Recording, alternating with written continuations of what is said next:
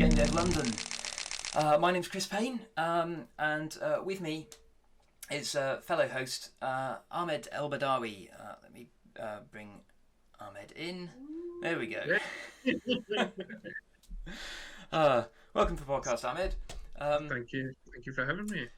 Today we're going to do a slightly different format. We're going to be chatting about some of last week's topical news stories. So I wanted to open with the news of CD Projekt Red being hacked. For people who don't know, hackers broke into CD Projekt Red's systems and managed to steal a whole bunch of data, including a lot of development assets such as source code, but also details of the staff and so on. We don't know how sensitive those details might be at this point, and they're basically ransoming that data back to CD Projekt.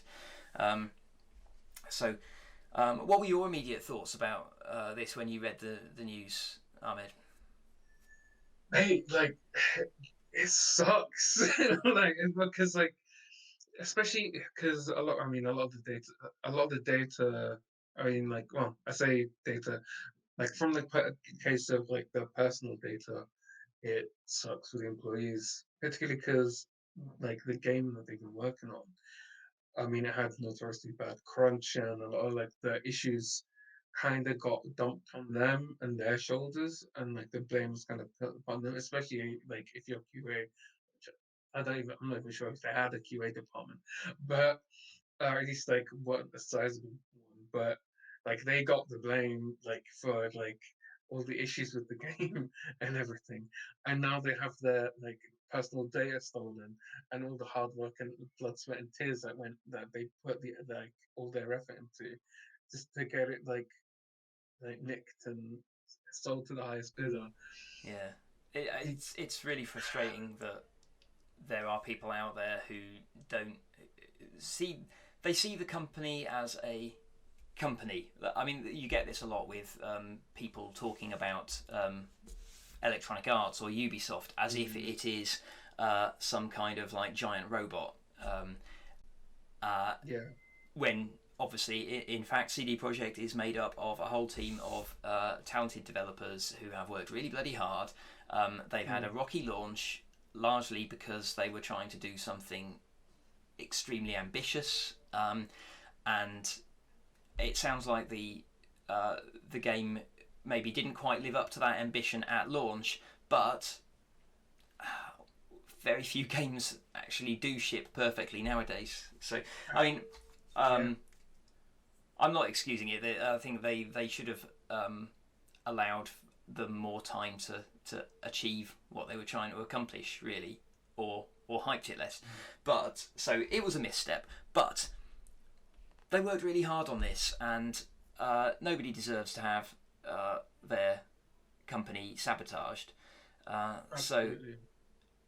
it's frustrating that so many people were cheering this on the internet. Yeah, well, that's a really frustrating thing, because if your company does well, then your job's at risk, which is how they get food on the table, and that's the thing. People don't realize it's the work of hundreds of human beings who've sacrificed a lot to kind of get this out there. Um, with very little kind of thanks from even management within their business, within the company that they work in.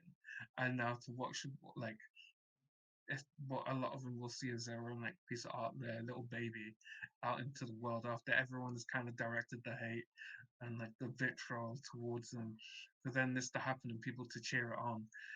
like it's not fair. It's really not fair, and I feel people need to be more aware, the parasocial relationships they have. That parasocial relationships is something that's talked around with regards to um streamers and podcasters and other media personalities. But it's a case where it's a similar case with um like corporate entities, for lack of a better term, where especially in this day and age with social media, where they're the those corporate accounts, and you see this a lot, and it's hella cringeworthy, but it's kind of enabled that mentality of like, oh yeah, it's just one big body, one big like person, rather than like loads of human beings Yeah, behind yeah. the facade. So yeah.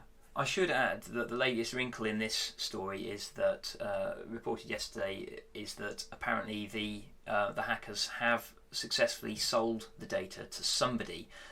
They were trying to auction it on some website, but they received a private offer. Now that could mean that CD Projekt Red quietly bought it back, and in order to protect their employees. Or it could mean that somebody else made them an offer. It doesn't really inform us anymore. Yeah, that's true. It would be. I'd like to think that it was CD Projekt Red and all of their team can relax, because it must be extremely stressful to know that like all the data that your employer holds about you is out there somewhere, and there are people who, for tenuous reasons, hate your company, and by association you, who are willing to do extreme things with that data. So I'm hopeful that no one will get doxed or harassed over this, but it's a difficult situation for CD Projekt Red. I mean, if it in their shoes, I mean, what would you do? Would you accede to their demands, or in order to protect employees, or would you, you know? I mean, that's the thing. It's how like how much can you do? I mean, if I was in their shoes, I would have probably like had better like security. But I mean, that's the thing. Like, but yeah, I mean, it's not kind of circumventing the question a bit, but like ultimately, I honestly wouldn't know, and because like, what is a good outcome? Like, your accuracy. This is the thing. Someone stole your stuff. You're gonna keep them in good faith to like actually follow through, or like even be genuine about data which you can quite easily copy. Yeah, Like, it's a difficult one. I think for myself, I would probably, if I could afford it, I would try to buy back the data so that my staff were protected. yeah, but how And then, at the end of the day, yeah, how would I you mean, there's know? no guarantee, but then at least you'd know that you did all you could to for the staff. If Because like otherwise, I would kind of feel like I was responsible for any doxing or harassment that went on subsequently. Um, I mean, it's not. It's a terrible situation for CD Projekt management, and they must already have been pretty damn stressed because working back a bit, obviously the uh, the fact that Cyberpunk didn't quite land as successfully as everyone had hoped caused their stock to take a dive, which caused their investors to take them to court over the project, which again is a terrible situation because it's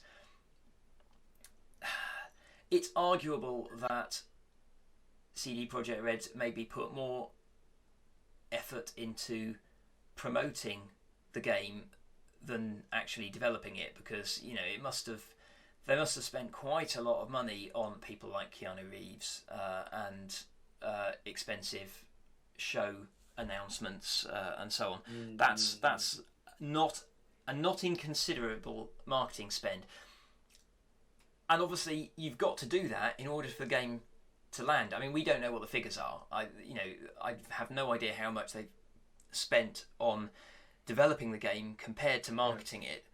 But it certainly feels like, and obviously once you've spent that marketing money, you're then kind of committed to a release window, because if you miss that window, then all of the hype that you build. Hype is sometimes a dirty word, but that's the point of marketing. You know, Absolutely. everybody does it. Like even an indie, the point of like indies tweeting about their game on Twitter and attempting to get streamers to pick them up and get them noticed. The point of that is to build excitement or hype. People need to be interested in your game, otherwise they won't buy it, and then you don't get to make any more games if people don't buy your game. It's as simple as that.